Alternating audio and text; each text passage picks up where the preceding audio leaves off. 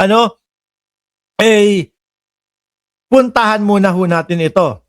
No, kasi ang pinost ni Jesus Palsis, yung PNP daw po ni-revoke na, mga kababayan, yung 117 na gun license ni Bato de la Rosa. Biruin mo, 117 ha. Tapos ang sabi, nung sila Jimmy Bondoc, hindi po armado si Bato de la Rosa, hindi daw totoo. Pero 117 yung mga baril ni Bato de la Rosa na nakalisensya. Pero ngayon, revoke na daw po, mga kababayan. Revoke na. Ibig sabihin, lahat po ng nasa posesyon ni Bato de la Rosa na mga armas, illegal na ho kapag hindi nila yan isinuko. Pwedeng dumagdag sa kaso, illegal possession of firearms? Yun nga, nasa ilalim. Oo nga, nasa ilalim. Di ba? Local warrant. Oo nga. Naku, yari talaga.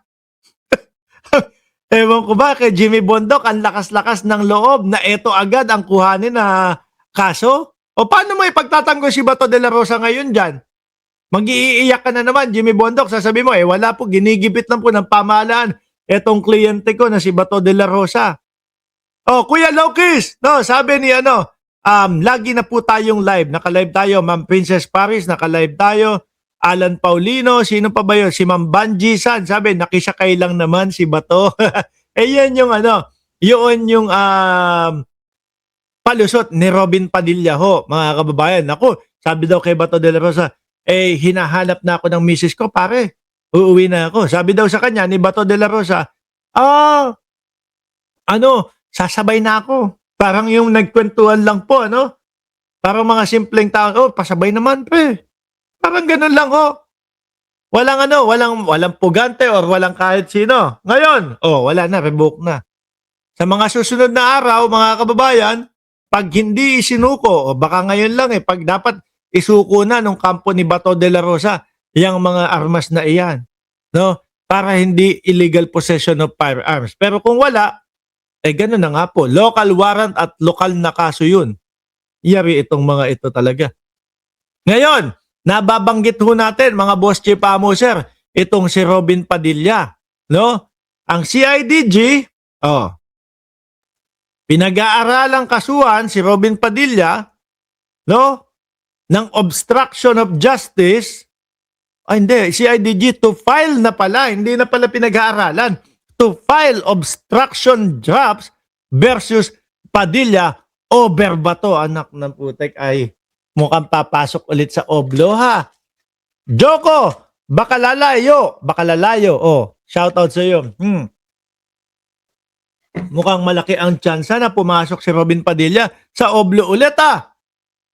Ano balita dito? Sabi dito, Manila, Philippines, the Philippine National Police, CIDG, Criminal Investigation and Detection Group, will repair an obstruction of justice complaint to the Department of Justice against Senator Robin Padilla and other for helping Senator Bato de la Rosa. Hindi po maitatanggihan at mahirap pong itanggihan, mga kababayan. Yung mga senaryo po na nangyari doon sa loob ng Senado, may mga putukan pa. Yun naman, ang madidiin naman doon si Aplaska, Bopol, nagpauto sa mga senador. Siguro ganito ho yun, mga bossing, no? Ang pangyayari doon. Nauto ni... Puro uto-uto itong mga hayop na to. Nauto, ito ha. Yung nakikita kong senaryo ho, mga kababayan. Nauto ni Alan Peter Cayetano si Bato de la Rosa. No?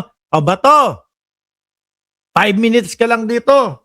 Bumoto ka lang. Iboto mo lang na matanggal si SP tapos ipapalit ako.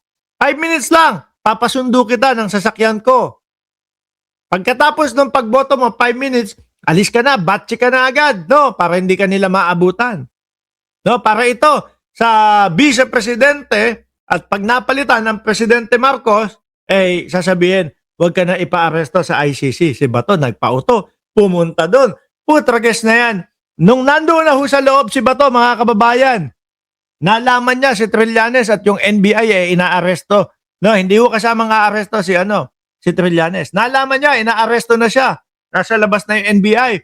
Putlang-putla yung pagmumukha ho. Umabot sa punto ng pagkanta ng When Bells Rang As For Us. Di ba? Hindi na mapakali kung saan-saan kung saan-saan sulok na ng Senado, nagpapa-interview si Bato de la Rosa. O, nauto si Bato, namumutla. So ngayon, mga kababayan, eto na. Gusto nang ilabas nila Peter Cayetano. Ulitin ko ito ho yung nakikita ko na senaryo po nila. Maaring mali, maaring tumugma ho. Hindi mailabas si Bato. Umabot ng 2 araw. Siguro mga nag-usap-usap. Peter Cayetano, Bato de la Rosa, tapos Robin Padilla. Siguro nasabi, problemado na si Peter Cayetano. Nag-suggestion siguro si Robin Padilla. Sir, SP. Ganito yung mga pampelikula no? Kung inyo pong mamarapatin, ganyan magsalita si Robin, Kung inyo pong mamarapatin, gumawa tayo ng eksena. Ma-divert yung focus ng atensyon.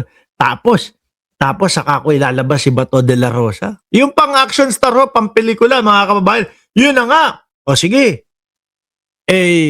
Yung itinalaga na Sergeant at Arms na si Aplasca, utuin natin, magpaputok, gumawa ng eksena. Di ba kaya nung nakuha na ng CCTV si Aplasca, hindi naman yung tipo bang parang parang biglang naglalakad-lakad tapos may nakitang NBI sa labas at nag-warning shot. Hindi naman ganun Bago po yung mga nangyaring mga pagpapaputok, nakita si Aplasca sinusuotan ng mga ng mga Kevlar para hindi tamaan ng bala. Alam niyo yun, para kapag tinamaan ng bala, hindi tatago sa katawan. Sinusuotan. Yung tipo bang talaga putik na to para makikipagrat-ratan ito Ganun yung nakita. Ngayon, nauto. O yun, sige, rat-rat si Aplasca. Ay nako, mga kababayan, kaya umabot sa punto tapos naisagawa yung pagtakas ni Robin Padilla dito kay Bato de la Rosa, nakita yung CCTV nila. Umamin din si Robin Padilla, mga bossing. Sumiye. 23, shoutout sa inyo. Umamin din si Robin Padilla na kanyang behikulo o kanyang sasakyan yung ginamit o actually ginamit talaga na SUV na Fortuner. Kaya ito pong pag-file ng obstruction kay Robin Padilla, malamang sa alamang ho, mga kababayan, malongko din ito. Mahirap lusutan, lalo na may CCTV ho. Di ba? At syempre, mga boss chipa mo, sir, sino po ba ang pinakahuli? Sino po ba ang pinakahuli, mga kababayan, na nakitang kasama ni Bato de la Rosa? Di Robin Padilla lang din po, mga boss chipa mo, sir. Nako, eto. No? Tignan nyo ho ito, mga kababayan. Sabi dito sa balitang ito, ayan lakihan ko. Alam ko, malilinaw ang inyong mga mata. Ayan. Sabi dito, Newsline, Central Luzon TV, bahay ng tiyuhin ni Robin Padilla sa Angeles City, ni-raid ng CIDG at ng NBI para kay Bato de la Rosa.